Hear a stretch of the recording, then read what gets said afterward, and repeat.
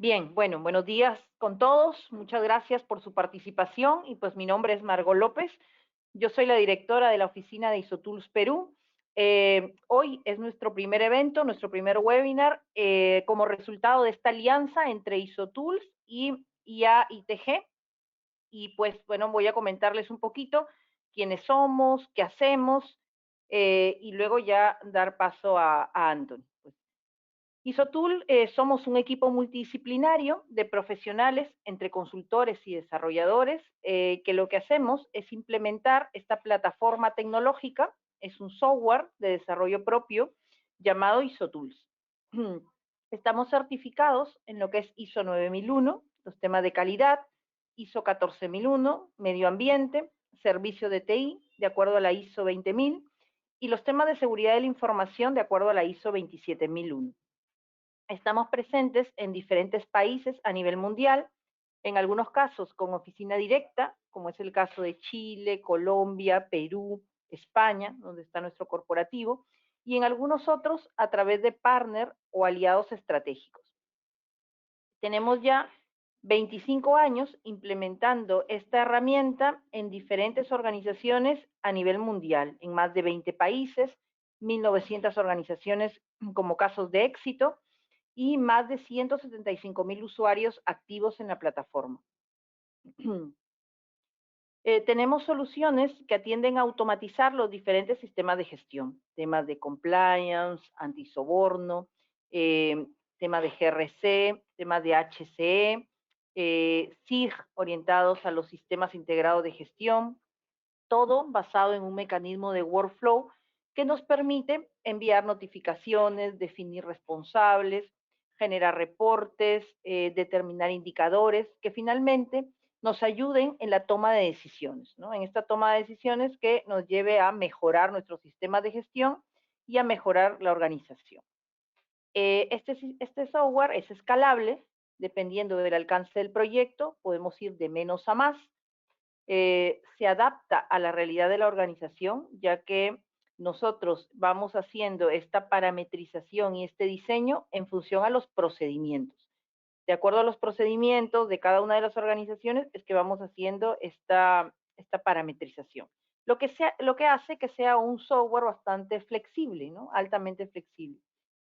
Algunas de las ventajas que queremos destacar es que es fácil de usar, es bastante intuitivo, sobre todo si pensamos en el usuario final, en el que va a estar en el día a día con la herramienta.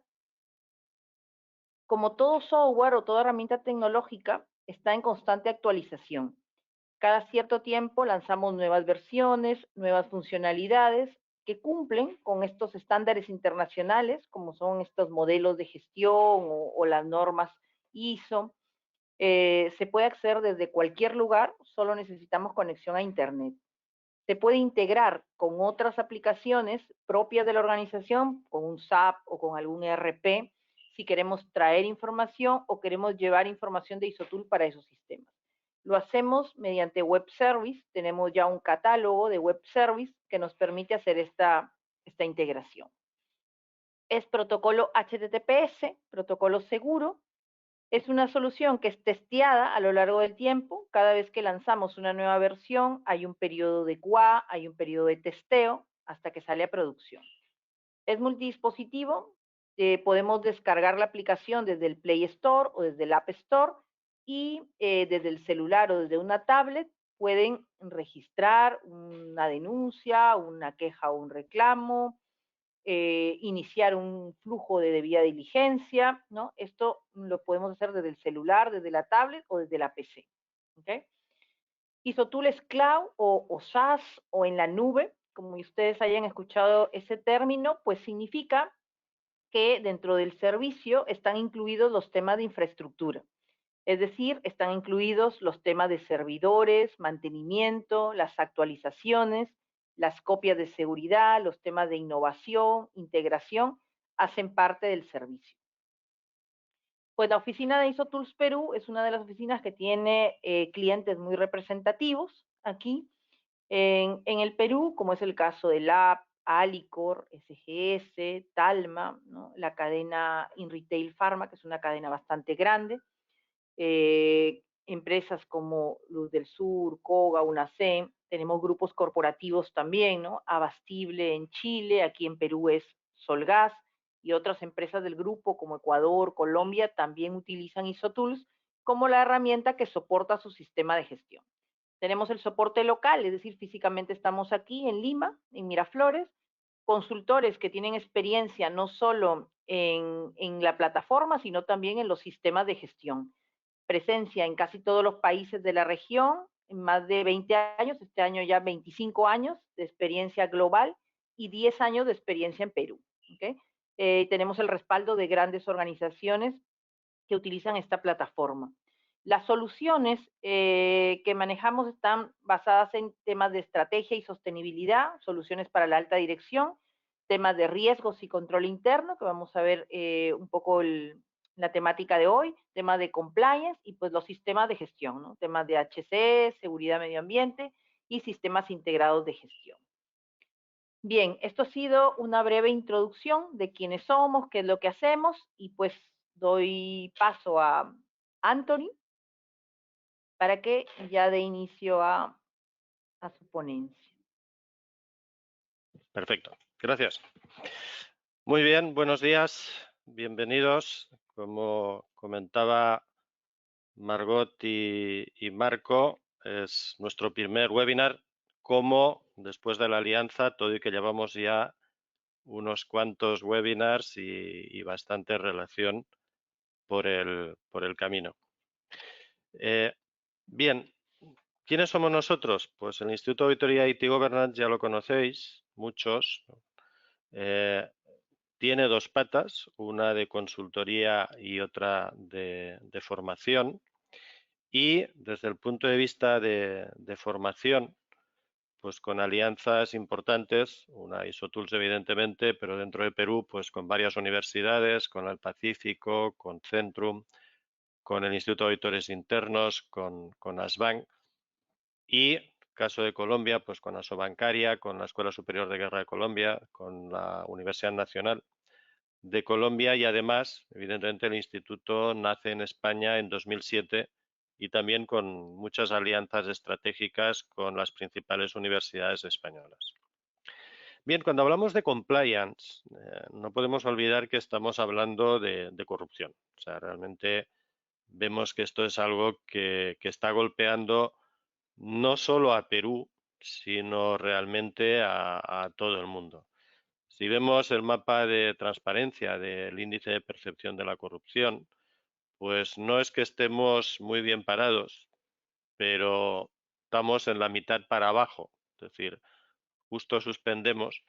Tenemos muchos países por detrás, no es que sea ningún consuelo, pero por desgracia esa es la realidad.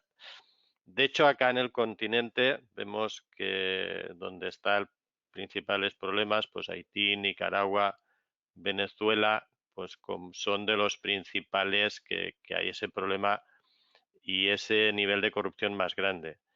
Y en cambio, pues los países nórdicos, curiosamente Canadá, pero sobre todo Paraguay, como veis, digo Uruguay y Chile, están juntamente con Estados Unidos. Es decir, tenemos en la región países como en este caso que están liderando. Tenemos tanto los que están liderando como los que están liderando tanto el furgón de cola como el de cabeza. Y a todo esto, además, pues hemos tenido todos los problemas agravados por la COVID. Todos vimos los problemas que había en su momento, lo padecimos acá en Perú, se padeció en todo el mundo, pero quizá yo creo que aquí de forma más exacerbada. Vimos los problemas, el pago por las camas UCIs le costó el puesto a varios responsables, varios funcionarios. El tema de las ayudas que se quedaron en según qué municipalidades y luego las vendían. El tema de la vulnerabilidad de las mujeres, es decir, realmente fue algo muy problemático y sobre todo pues vimos también la corrupción policial, es decir, por desgracia fue a todos los niveles. Ahora, estamos hablando de algo nuevo.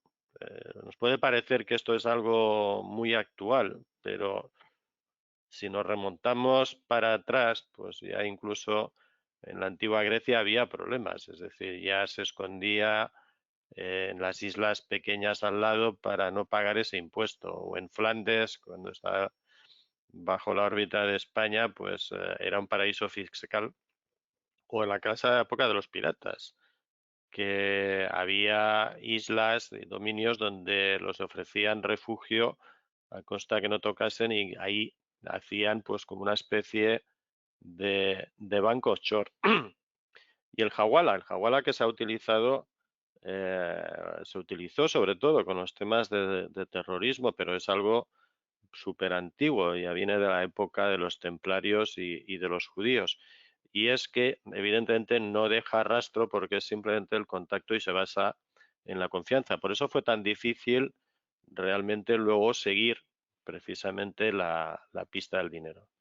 Tenemos un libro acá en Perú de Alfonso Quirós, de la historia de la corrupción, que arranca ya pues desde la época del virreinato y habla de barcos que los han encontrado con temas de rescate, y cuando han ido a buscar los cofres del tesoro se han encontrado que estaban llenos de piedras, lo cual está claro que en el manifiesto del barco pues cargaban oro, pero luego este oro en algún momento pues se desembarcaba, y la única forma de esconder el delito pues era hundir el barco. Evidentemente, cuando luego han ido en base a estos rescatadores de tesoros y se han encontrado con el barco, pues han visto los baúles o los cofres del tesoro que no eran cofres del tesoro, sino cofres de piedras. Y acá en la región, realmente hemos visto con el tema Lavajato, el caso Odebrecht, que este ha golpeado toda la región. Es decir, llevamos desde el año 2016 que estalló, y vemos que continuamos, aún están los macroprocesos, vemos aquí cómo se está yendo relativamente lento en los avances de investigaciones, pero es algo que también estamos viendo a nivel de toda la región. Y luego nos hemos ido amaneciendo cada año pues con diferentes escándalos. Los Panama Papers que destaparon, y ahí hubo grandes implicados y gente, primeras personalidades. Luego vimos los FinCEN,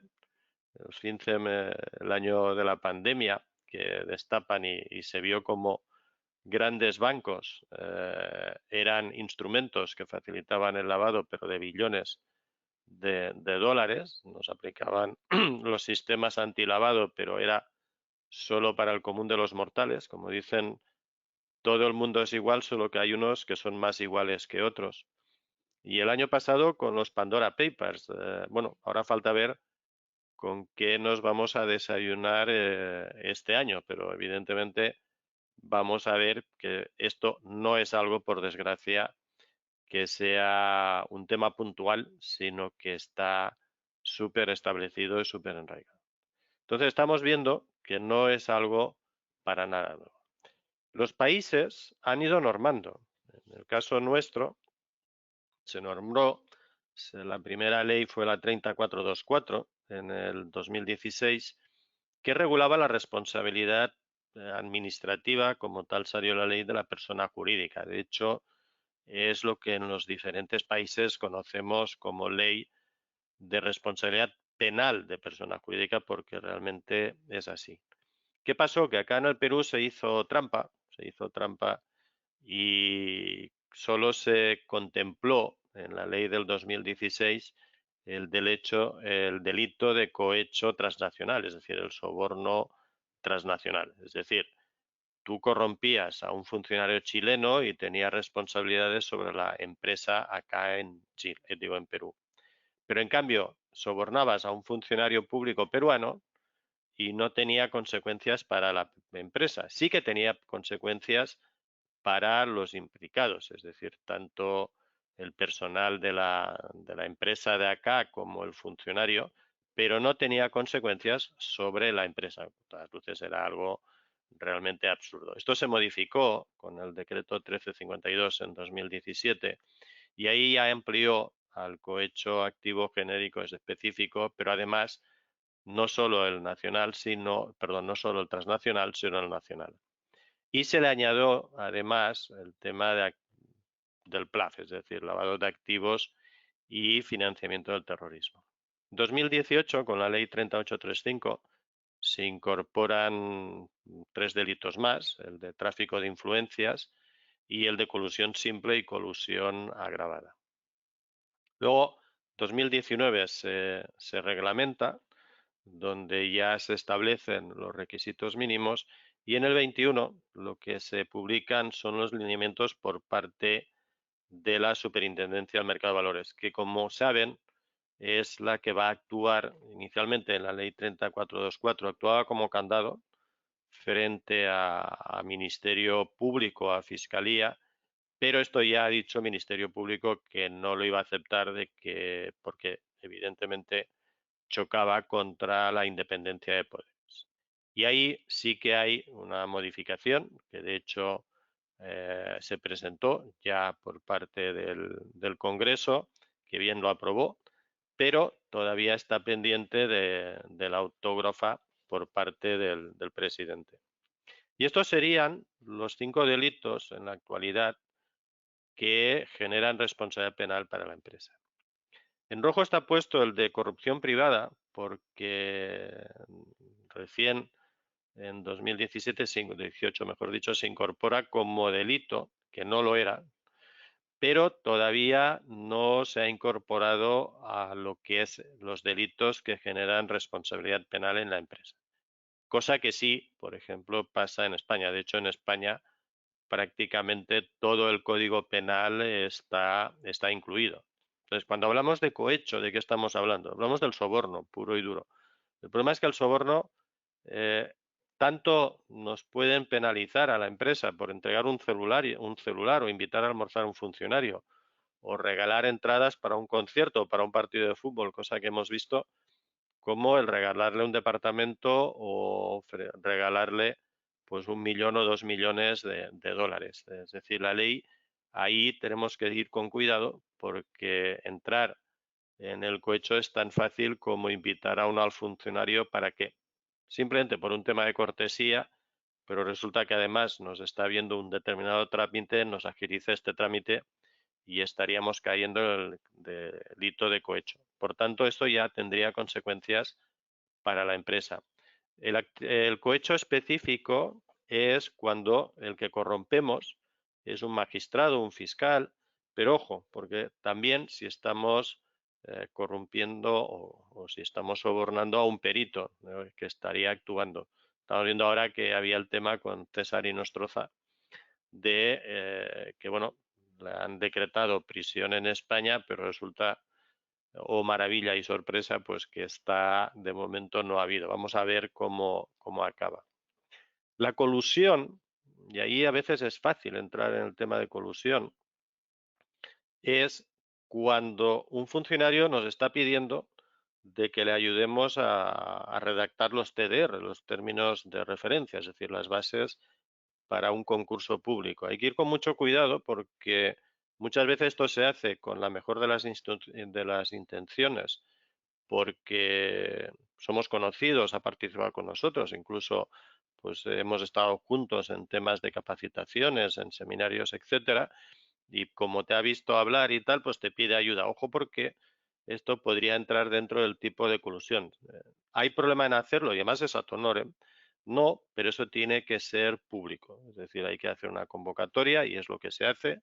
Se piden a varios especialistas del sector pues que envíen una serie de propuestas, y a partir de ahí, en base a esas propuestas, se preparan los TDRs. No hay que caer, pues a veces por la confianza, por el expertise, pues sin querer contratamos directamente, más que contratar, pues le pedimos esta ayuda, nos envían información y podríamos estar cayendo en el delito de colusión. Tráfico de influencias ya es más claro, y ahí pues es el típico del conseguidor. Yo, como anécdota, cuando llegué acá a Perú hace ya 8 años, pues cuando abrimos la oficina, pues preguntas los trámites, etcétera, permisos, municipalidad que hay que hacer, te explican toda una serie de trámites burocráticos que hay, que no son pocos, y resulta que encontramos como que era fácil y era agilizarlo con el tramitador. Estaríamos hablando directamente de tráfico de influencias. Y luego alerta porque la corrupción en el ámbito privado, la frontera es muy delicada. Es muy delicada porque entre corrupción entendida como tal y una comisión por venta o por colocación o por llegar a cifra de ventas, pues a veces puede ser una frontera bastante gris y bastante oscura. Con lo cual ahí podemos tener problemas. Es decir, en definitiva aquí lo que hay que ir es sobre todo con muchísima transparencia. No sé si se escucha el audio. Sí, se escucha perfecto, Anthony. Ah, no, el del video no, perdona, el video no. Bueno, un problema ahí con la conexión. Esa es la película de un fragmento de la película del bombero atómico de Cantinflas, que ya estaba hablando en su momento de cohecho allá por los años 50. Como ven, no es algo tan nuevo. Ahora, ¿cómo estamos en Perú? En Perú hay que ir con mucho cuidado porque también en la línea de lo que se ha seguido en los países de la OCDE y los que aspiran a entrar en la OCDE, como es el caso nuestro, las penas y las sanciones son muy duras. ¿Por qué? Porque lo que buscan es desincentivar que se pueda cometer. Entonces, para las personas, para el trabajador y para el funcionario, que se vería grabado incluso, estamos hablando de 4 a 15 años de cárcel. Eso quiere decir ya prisión efectiva. Para la compañía, pues se puede llegar a la disolución, es decir, lo que sería directamente la pena de muerte de la empresa y se habla de una multa entre 2 y 6 veces el beneficio obtenido. Y también ahí, si no se puede calcular en cuanto a beneficio, en cuanto a ingresos. Y en cuanto a ingresos estamos hablando que para las MIPES estaríamos hablando entre 10 y 50 UITs, pero para las grandes empresas podemos llegar hasta 10.000 UITs. Es decir, sin pasando, digo, sin mencionar que podemos pasar, pues que se nos clausuren locales, que se clausure la concesión, que haya una inhabilitación temporal o incluso permanente para contratar con el Estado. Es decir, estamos viendo que son sanciones muy duras en ese aspecto. Ahora, ¿estamos hablando solo de responsabilidad penal? No. Estamos hablando de muchas más cosas. También estamos hablando de responsabilidad administrativa. Todos hemos pasado por el tema de de la ley de protección de datos personales, que en nuestro país se aprobó en 2011, prácticamente entró en vigor con el reglamento en 2013 y nos ha obligado a una serie de cambios en nuestros procedimientos y nuestra forma de cómo manejamos los datos y cómo obtenemos la información. Si bien esto solo sería administrativo, pero estamos hablando de sanciones que podrían llegar hasta los 100 UITs. Y luego tenemos toda una serie de delitos adicionales que se van a ir incorporando y lo veremos ahora con ese proyecto de ley que ya está aprobado, pero que todavía no está en vigor porque observó el Ejecutivo la autógrafa.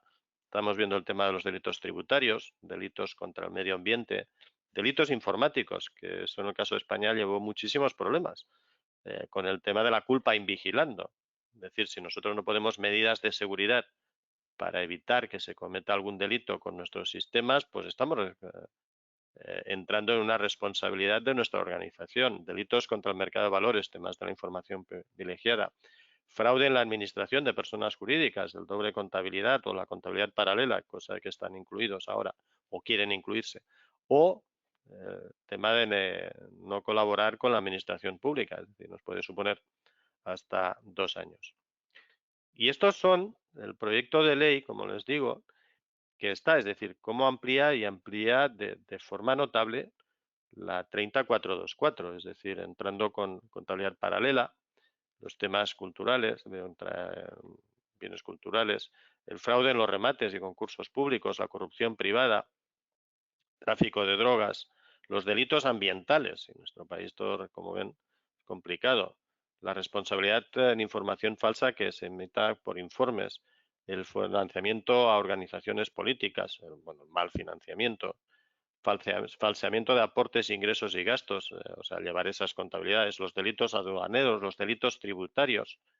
Es decir, como vemos esto, pues están preveyendo incorporar una serie de delitos, si bien en la final algunos no están, pero precisamente uno de los temas de que está la autógrafa observada, estamos hablando del lunes, o sea, de anteayer, entonces porque quieren incluir muchísimos más delitos. Vamos a ver esto cómo acaba, pero lo que sí, aquí en todo caso, pues está el link para poder acceder a cómo está el expediente y cómo va evolucionando, pero evidentemente es tanto si se aprueba como está la 676 se presentó o como está modificada, como si se le añade, pues evidentemente no queda duda que nos va a obligar, y desde luego a la alta dirección le obliga a estar muy atento. Entonces, la alta dirección, en definitiva, lo que hace es gobernar. Y gobernar implica tener 6 principios muy claros. Es decir, proporcionar valor a las partes interesadas. Segundo, hay que tener un enfoque holístico, es decir, un enfoque integral de toda la organización. No es aquello que solo la parte de compliance le compete al oficial de cumplimiento y nada más. O sea, le compete a toda la organización, pero con la alta dirección a la cabeza. Tiene que ser un sistema de gobierno dinámico, porque hay que adaptarse a los cambios y eso lo hemos visto con la pandemia. Es importante allí también que separemos el gobierno de la gestión. El gobierno le implica al directorio y a la alta dirección y la gestión son los gerentes de línea. Y desde luego tiene que ser adaptado, tiene que estar adaptado a las necesidades de la empresa. No es lo mismo que planteemos un sistema de gobierno, ergo compliance o cumplimiento, pues de una gran multinacional que solo apliquemos a una MIPE. Y desde luego tiene que ser un sistema de gobierno íntegro, es decir, cumplir con la ética. ¿Cuáles son las funciones del directorio o del máximo órgano de gobierno? Pues en definitiva tiene que tener ese control, es decir, y que demuestre un compromiso. ¿Cómo lo demuestra? Pues con la aprobación del presupuesto. Tiene que participar en las actividades de difusión y capacitación, tiene que predicar con el ejemplo. Y tiene que haber una evaluación formal del directorio del modelo de prevención. Tiene que ser el promotor de ese compromiso ante todos lo que se conoce como los stakeholders, es decir, todos los derechohabientes, tanto los accionistas como el resto, colaboradores, etcétera. Y por tanto, además, como os decía, no solo tiene que aprobar, sino tiene que asignar los recursos. No basta solo con aprobarlos, sino que hay que asignarlos. Y ahí lo que toca es empezar a plantearnos nuestro modelo de compliance dentro de la organización. La SMB ya ha publicado esos lineamientos, pero ojo porque no solo se queda en la implementación, es decir, nosotros ante la SMB tenemos que acreditarle que lo hemos implementado, y eso implica por una identificación y evaluación de riesgos, nombrar un encargado de prevención, implementar un canal de denuncia, formar a la gente y auditar. Pero eso es lo que tenemos que acreditar como implementación. Pero además nos va a pedir que acreditemos el funcionamiento, es decir, aquello que hemos dicho, aquello que hemos aprobado por parte de la alta dirección, no solo hay que acreditar que esté implementado, que tenemos los manuales, sino que está funcionando. Y eso quiere decir que tenemos que cargarnos de evidencias conforme efectivamente está funcionando. ¿Hacia dónde vamos? Pues vamos hacia todo esto. O sea, esta es la imagen de lo que tenemos en España y vamos hacia ahí. Es decir, evidentemente empieza con los temas de anticorrupción, como decíamos al inicio, y los sistemas de prevención de lavado de activos y financiamiento del terrorismo, pero luego se le incluye ya toda la parte que tiene consecuencias penales para la organización.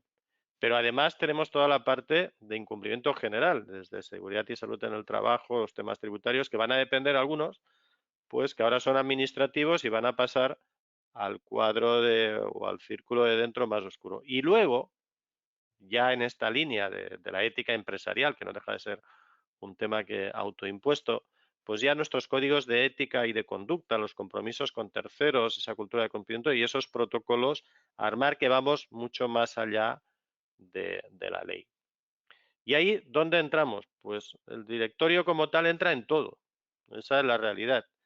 Y ahí sí hablamos de las famosas 3 líneas de defensa que tienen que reportar al directorio, si bien la primera línea como tal, que sería la parte más de operaciones o donde estaría control interno, que a veces está adelantado, pues reporta a la dirección ejecutiva, es decir, al comité de dirección. La segunda línea, donde ahí está ya el oficial de cumplimiento, la gerencia legal, la área de seguridad de la información, ahí si bien reporta a la dirección ejecutiva, también reporta al directorio, es decir, a la alta dirección. Por tanto, ahí el compromiso está claro, sobre todo con la responsabilidad. O sea, no basta que me envíen el informe, porque si me lo envían, nosotros tenemos que aprobarlo. Y cómo no, evidentemente, la tercera línea, que es auditoría interna, que está, una de las funciones sobre todo es ese reporte directo a directorio. Podríamos hablar incluso de una cuarta línea, que sería para aquellas empresas que están obligadas a la auditoría externa, y si me apuran,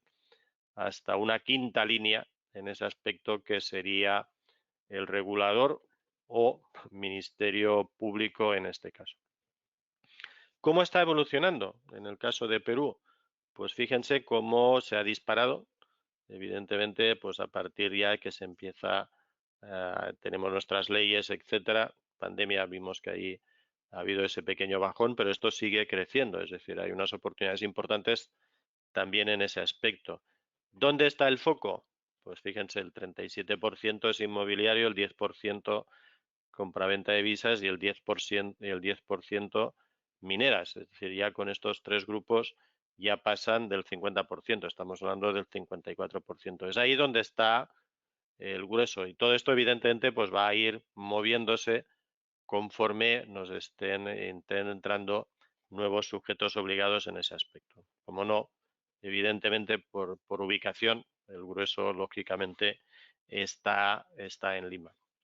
¿Y cuál es o qué es lo que se plantea? Pues fíjense que si hablamos de estos elementos mínimos, de estos 5, se amplían a 7, y en estos estarían, por una parte, la política mucho más documentada, es decir, ya no solo un tema de análisis de riesgos, sino una política, y eso ahí atañe directamente y es responsabilidad del directorio.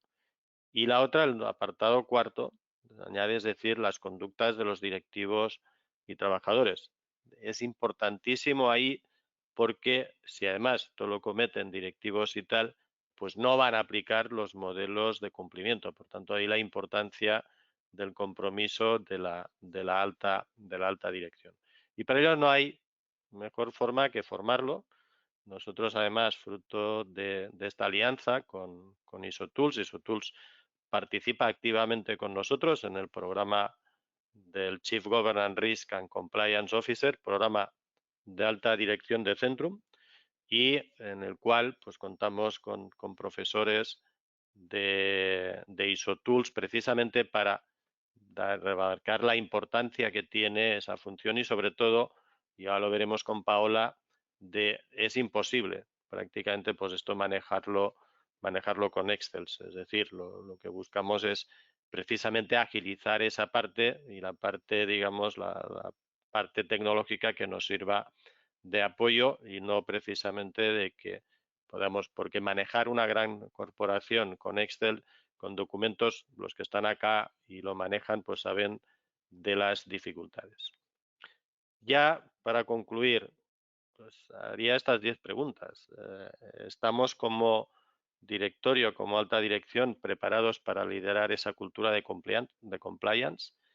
¿Qué materias, qué áreas, qué actividades tenemos que tener dentro del alcance? ¿Cómo de implicados estamos? ¿Qué recursos voy a dotar o puedo dotar a la gestión de cumplimiento? ¿Cómo encaja, cómo se diferencian y cómo se coordinan? Pues el área legal con la parte de procesos de gestión interna, con el área de riesgos, con auditoría, o la propia función de compliance, si la tenemos. Y no solo eso, cómo se van a gestionar esas responsabilidades y los riesgos a partir de nuestro análisis. ¿Cómo vamos a armar el canal de reportes tanto al compliance officer, y cómo va a reportar el compliance officer al directorio? Es importante ahí el tema de métrica, es decir, definir qué medimos y cómo lo medimos, y no menos importante, qué y cómo documentamos los procesos. Y luego, todo esto no tiene sentido final si no establecemos un adecuado sistema de monitoreo y de supervisión, en definitiva, de área. Y ahí, pues el reto para las diferentes áreas, pues ante una duda, ante un dilema, preguntarnos primero si es legal. Segundo, si es ético. Tercero, si generará confianza con nuestro directorio. Y finalmente, y creo que no menos importante, si generará problemas si aparece en prensa. Muchísimas gracias. Doy paso a Paola.